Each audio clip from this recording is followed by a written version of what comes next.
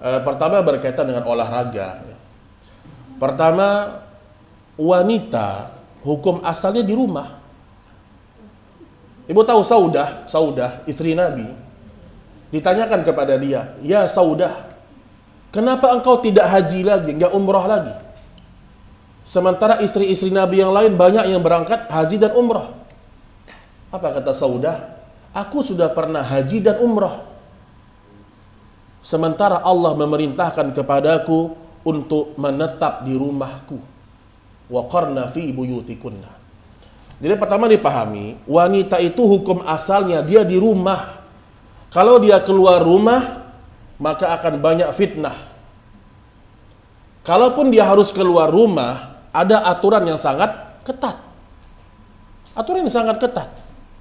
Nah, berkaitan dengan olahraga, wanita dalam kondisi apapun tetap dia wajib menutup aurat dengan sempurna. Jangan karena alasan mau nge-gym akhirnya jilbab besar jadi jilbab pendek. Kalau ke majelis taklim pakai jilbabnya besar, kalau di tempat gym pakai pendek. Ini nggak benar ini belajarnya nih, Bu. Ini bertakwalah sama Allah. Dan ingat, olahraga penting. Apalagi buat saya, penting ya. Saya ngomong dulu nih, biar nggak sensitif nih. Olahraga penting, apalagi buat saya. Tetapi Bu, kalau ibu perempuan, carilah tempat olahraga yang benar-benar terselamat dari fitnah. Walau itu susah. Ibu cari tempat gym, atau tempat senam, atau apa, khusus wanita. Sulit.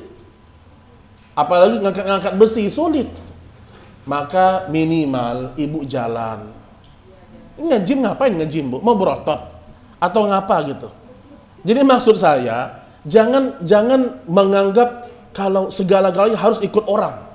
Oh, orang sekarang sedang rajin-rajin naik sepeda juga ikut. Kesehatan datang dari Allah, Bu. Tapi kalau ibu ingin menjaga kesehatan, minimal harus ibu tahu syariat Allah, jangan dilanggar. Kalau ibu olahraga sambil ada musiknya, maksiat, Bu. Makanya jangan sampai seorang ingin dia berolahraga tapi dia melakukan dosa dan maksiat. Dan insya Allah kalau ibu bertakwa kepada Allah, ya, kemudian menjaga pola hidup yang sehat, dengan ibu jalan sama suami dengan pakaian yang besar, seperti datang ke majelis ilmu, itu sudah cukup, Bu. Sudah cukup. Itu sudah cukup insya Allah ta'ala. Karena ada pelanggaran syariat. Kalau ibu sudah pergi ke tempat-tempat gym, apalagi yang ada ikhtilatnya, laki-laki perempuan di situ, gimana? Dan pasti itu ada efek dalam ibadah kita, pasti. Ada salah seorang masuk ke dalam masjid, dia lihat ada seorang yang berjalan seperti pincang. Kata ulama ini, terbesit di hatiku kayak ingin menertawakan, tapi aku beristighfar sama Allah. Apa kata ulama salaf ini, Bu? Ternyata karena perbuatan itu di hatiku, 3 bulan Allah membuat aku susah sholat malam. Hanya karena lihat orang, kemudian terbesit di hati kayak lucu atau apa gitu. Apalagi maksiat yang terang-terangan. Jadi kalau ibu olahraga silahkan, tapi tetap berpakaian yang syar'i, sesuai dengan apa yang Allah ridhoi. Kemudian pilih tempat yang tidak ada musiknya, tidak ada campur baur laki-laki dan perempuan. Dan itu tempat yang sangat sulit didapatkan, tapi paling tidak ibu jalan aja. Itu paling tidak. Ya, jangan ikut-ikutan dengan gaya-gaya orang-orang kafir. Ada perempuan fitness, kita fitness pula. Ini ada perempuan cadar fitness, Masya Allah. Diposting di media sosial, fitnah, Bu. Mana ada wanita salaf ya, kita bicara orang ngaji sunnah ya. Para sahabat dulu tertutup, Bu. Ibu tahu Aisyah radhiyallahu taala anha, ketika Nabi sudah meninggal dunia, dia seorang wanita yang paling berilmu dari kalangan sebagian para sahabat.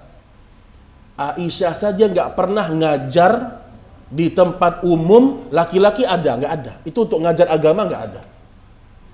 Tapi apa yang beliau lakukan? Kalau ada para sahabat laki-laki yang datang bertanya kepada Aisyah, mereka bertanya dari balik tirai. kehormatan wanita muslimat. Nggak kayak sekarang, ustazah berdiri di masjid, di depannya laki-laki, belakangnya perempuan. Bukan seperti itu dakwahnya perempuan, Bu. Perempuan itu dia harus terjaga, harus dia tidak boleh terlihat kecuali sama yang mahramnya dalam beberapa kondisi. Jadi jagalah kehormatan diri. Kalau kita sudah ngaji, apalagi pakaian jangan berubah-berubah. Pakaian ibu ke masjid itulah pakaian ibu yang sebenarnya.